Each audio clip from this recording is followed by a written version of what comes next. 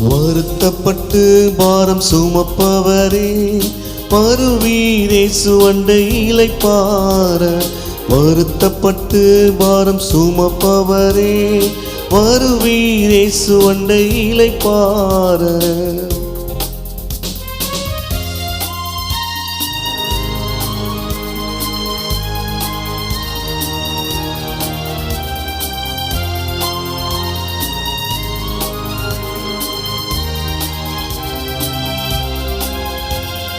தாகமுள்ளவரை வாரும் என்றார், தாகத்தோடு வரும் சமாரியரை கண்டார்.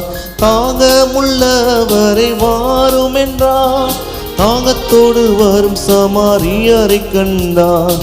தண்ணீர் கேட்டார், அவர் தாகம் தீர்த்தார், பாவ மன்னிப்பை கொடுத்து மகிழ செய்தார்.